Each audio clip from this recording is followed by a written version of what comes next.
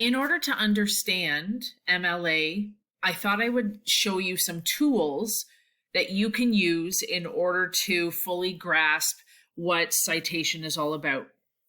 The key idea is that you're giving credit to the authors who have created those ideas. In a literary context, what we're doing is giving credit to which book. Sometimes we do a comparative, or we're comparing evaluative sources on that piece of literature while using also quotes from the literature. So we have multiple sources in which we need to cite. What I wanted to show you was the key ideas that you will need to know for most in-text and works cited information. So as we go through this sample of student writing, we were writing on the kite runner, and this student has included quotes and ideas that come from page 83. This is the author of the kite runner, and that's the page number in which it happened. And what you need to realize is that MLA citation has its own format. And so if you were to use APA, which is American Psychological Association, the in-text citation would look very different. We want to make sure that we're using the correct format. So this is in-text citation, and at the very end, what we should see, but we don't, is the work cited. So we're going to work on that right now. Now, there's a number of sources that you could actually use. One being, if you want to look up OWL Purdue, which is a website, it has an outline as to how everything is to be formatted. Another great citation generator that I would highly recommend is EasyBib. And you can go to easybib.com and actually go through and create your own citation.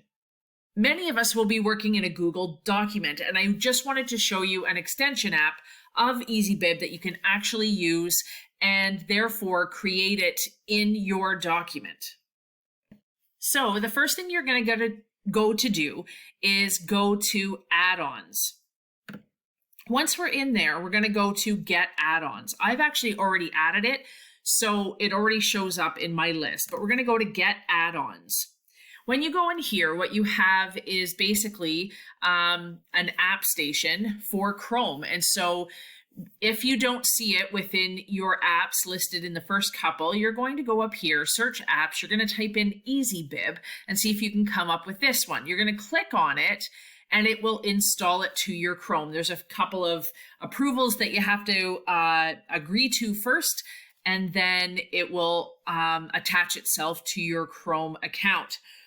Now, the key thing is I've got it installed, so it already shows up in my add-ons. So what we're trying to do is we're trying to make sure that we have both in-text citation giving reference and validity to the quotes and references that we're using, but we also need to have the cited citations at the end. And so we're going to click on Add-on. We're going to go to EasyBib Bibliography Creator. We're going to go to Manage Bibliography. And here what pops up is your extension app that you've just added. And so the important part here is that we want to make sure that we've got MLA, because that stands for Modern Language Association. That is the citation that we will be using. So there's a number of different ways that you could do it here. You could enter the title, but you might not get the specific edition that you are using. Second thing is, you could enter in the ISBN. If you actually have the physical book in your hand, at the very back, you'll see the barcode. And at the top of that is actually an ISBN number. And you just can enter that in here or any keywords attached to it. The other key challenge with this is that sometimes it's a book, but it's listed from a website. So ebooks have their own source that we would maybe need to go outside of this in order to enter. But if you have a website that you are putting in there, that you gathered your information from a website, you would simply click over here. So I'm just going to type in the kite runner and see what I come up with here.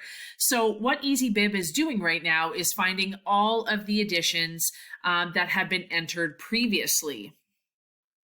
And so what you can do is go through these and choose the one that best suits and is suited towards what your publication is. So when I look through the front cover, I know that mine is written by Khalid Hosseini, and it's from Anchor Canada, and it's 2003. So I'm going to select this one in particular. And so it says add bibliography to doc. Now here's the really cool effect, is that when we're using MLA citation, we need to have in-text citations, but we also need to have a works cited. That's what the bibliographic information is listed as. And the first time that we click this, it's going to format it at the very bottom, hopefully. There it is right there as a works cited page, and it's actually taken all that information and it's put it into the correct order. Here's the cool thing, is that if I was to take another website or another source and I enter it in over here, the really cool thing is that what's going to happen is it's going to format it, but it's also going to put it in bibliographic information. So when I enter it in here and then it comes up with the information, I click add bibliography to doc, it will automatically insert it in over here. So this is one of the citation generators that I really like. What's really good is if you double check it with either EasyBib.com or even Owl Purdue, and I'll link that a little bit later on when we need it in the course, just to double check that our citations are correct. And so this is some of the tools that you can use in order to correctly and properly cite sources in MLA format.